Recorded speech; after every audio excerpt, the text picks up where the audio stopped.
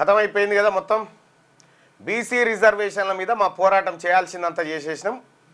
ఇక దోషులు BJP BRS party అని చెప్పి 42% పటువ కింద వలగొట్టిండు ముఖ్యమంత్రి రేవంత్ రెడ్డి.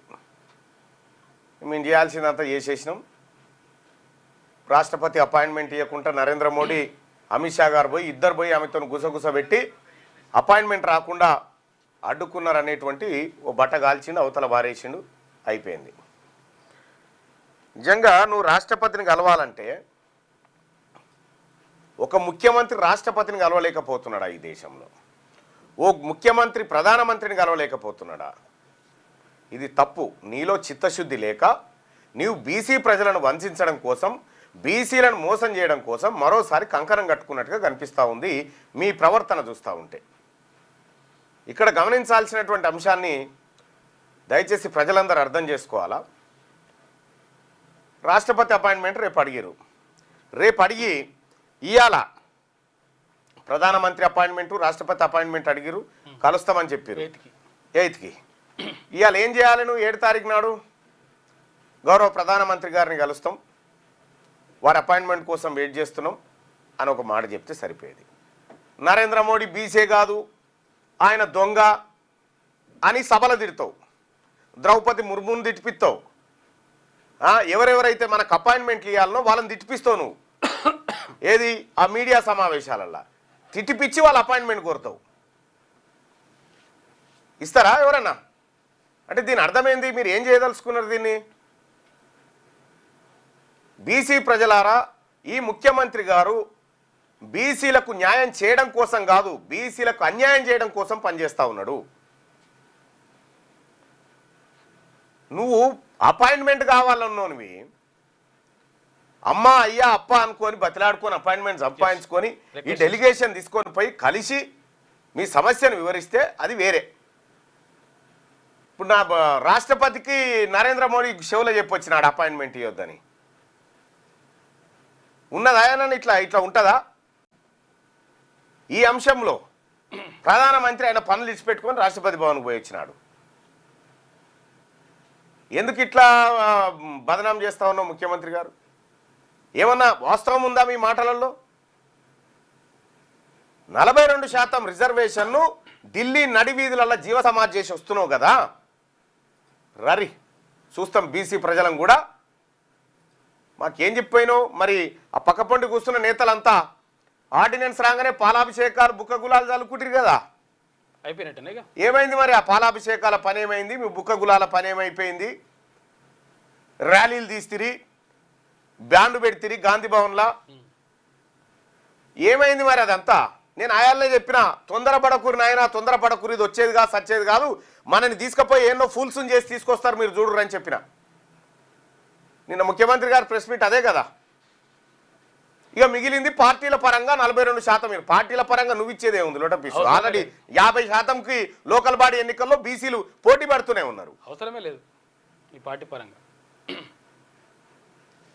లైవ్ చూస్తున్న ప్రజలారా, మరీ ముఖ్యంగా బీసీ సోదరులారా, దండం పెట్టి చెప్తున్నా, ఒకసారి ఈ పోల్లో పాల్గొనండి, మీ ఒపీనియన్ తెలియజేయండి. ఈ పోల్లో పాల్గొనండి. ఇక్కడ తెలంగాణలోని బీసీలను 42% పేరుతో మోసం చేస్తున్నది ఎవరు? ముఖ్యమంత్రి రేవంత్ రెడ్డా, బీజేపీయా? మీ ఒపీనియన్ తెలియజేయండి. దయచేసి ఓటింగ్లో పాల్గొనండి. మీ అభిప్రాయం రిఫ్లెక్ట్ కావాలి. ఇక్కడ పాలాభిషేకం చేసిన దొంగ బీసీలు ఎక్కడున్నారో కనుక్కోండి మళ్ళీ అని చెప్తాను. ఎక్కడుంటారు వాళ్ళు? వాళ్ళ బతికే ఇంత, వాళ్ళు ఇట్లే తిరిగి ఇప్పుడు ఏం సమాధానం చెప్తారు మన బీసీలకు? మీరంతా కలిసి మేమే పాలాభిషేకం చేసినాం సార్ మొన్న అని చెప్తారా? ఏం చెప్పదలుచుకున్నారు? ఏం మాట్లాడుతుండు ముఖ్యమంత్రి గారు నిన్న? వాళ్ళ అపాయింట్మెంట్ కోరే కంటే ముందు నువ్వు ఎంత హుందాగా ప్రవర్తించాల్సిందే. నువ్వు అన్న మాటలేంది? రాష్ట్రపతిని తిట్టిపిస్తావు, ప్రధానమంత్రిని తిడతావు, మళ్ళీ వాళ్ళ అపాయింట్మెంట్ కావాలంటే ఇస్తారు. వాళ్ళు ఇవ్వద్దు అనే కదా నువ్వు తిట్టిపించింది. ఇది ఏం డ్రామానో ప్రజలందరూ అర్థం చేసుకోవాలి. 42% విద్యా ఉద్యోగాల్లో కూడా ఉండాలి. విద్యా ఉద్యోగాలదే వెరీ ఇంపార్టెంట్, రవి గారు, వెరీ ఇంపార్టెంట్. 42% రిజర్వేషన్ పేరుతో వీళ్ళు నయా నాటకం ఆడి అసలు డెడికేట్ కమిషన్ ఉంది. డెడికేట్ కమిషన్ ఆధారంగానే మనము ఈ లోకల్ బాడీలో రిజర్వేషన్లు పెంచుకునే ఛాన్స్ ఉంది. డెడికేట్ కమిషన్ చైర్మన్ ఎవరిని వేసిరు? భూసాని వెంకటేశ్వర్లు వేసిరు. ఆయన బీసీ బిడ్డ కదా. ఆయన డెడికేట్ కమిషన్ రిపోర్ట్ ఇస్తా అంటే ఆడ పెట్టిపోవా, నీ రిపోర్ట్ ఎవరికి కావాలి అని ఇంకో రెడ్డి ఆయనతో స్వతంత్ర కమిటీ వేసి ఆ రెడ్డి ఆయన రిపోర్ట్ తీసుకుంటేందుకు ఎంహెచ్ఆర్డీకి పోయి పెద్ద సభ పెట్టి రెడ్డి ఆయన రిపోర్ట్ అందుకుండు రేవంత్ రెడ్డి గారు. ఆయన రెడ్డి ఆయన రిపోర్ట్తో నాలుగే తీసుకుంటాను కూడా పనికిరాదు. మళ్ళా ఈ నరనరాన కుల వివక్ష, ఈ అహంకారము, అగ్రకుల ధోరణి నిండి ఉన్నటువంటి ముఖ్యమంత్రి బీసీలకు ఎట్లా న్యాయం చేస్తాడు? నువ్వు ప్రాపర్ ఛానల్ మెయింటైన్ చేసినవా ప్రధానమంత్రిని కలవడానికి? ప్రాపర్ ఛానల్ మెయింటైన్ చేసినవా రాష్ట్రపతిని కలవడానికి? ఎందుకు ఈ బీసీ ప్రజలను మోసం చేస్తా ఉన్నావు? తెలంగాణలోని బీసీలను 42% పేరుతో మోసం చేస్తున్నది ఎవరు? ముఖ్యమంత్రి రేవంత్ రెడ్డా లేకపోతే బీజేపీయా? ఇప్పుడు ఈయన బీజేపీ మీద బట్టగాలు చేసిండు కదా. నరేంద్ర మోడీ రాష్ట్రపతి దగ్గరికి ఈయన వస్తున్నాడని చెప్పి నరేంద్ర మోడీ గారు ఆయన పనులన్నీ విడిచిపెట్టుకొని పోయి చెవుల గుసగుస పెట్టి ఆయన రానియకు అపాయింట్మెంట్ ఇంకని చెప్పి వచ్చినట్టు ఉన్న ఆదాయానన్నా ఏమన్నా పొంతనుండే మాటనైనా? ఒక రాష్ట్రపతిని ఎవరిని కలవాలి ఎవరిని కలవద్దని ప్రధానమంత్రి ఆదేశిస్తాడా? ఇది మోసం. వీళ్లకు 42% ఇచ్చేటువంటి ఇంట్రెస్ట్ లేదు. వీళ్ళు మొదటి నుంచి ఇదే భావన. ఆ రోజు జరిగిన మీటింగ్లో కూడా జానారెడ్డి 42% స్కిప్ చేద్దాం అనేటువంటి ఆలోచన మైండ్ సెట్తోనే కూర్చున్నాడు. ఆ రోజు నేను చెప్పిన, ఈ రోజు కూడా చెప్తా ఉన్నా, వీళ్ళెప్పటికీ మనోళ్ళు కాదు బీసీలారా. వీళ్ళెప్పటికీ మనోళ్ళు కాదు. వీళ్ళ చేతిలో ఓటు కూడా పోయొద్దు.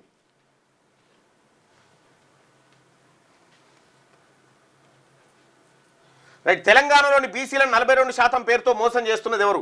పక్కా ముఖ్యమంత్రి రేవంత్ రెడ్డి మోసం చేస్తున్నాడు. 175% మంది అభిప్రాయం ఇది. 25% మంది అభిప్రాయం బీజేపీ పైన చూపిస్తా ఉన్నారు.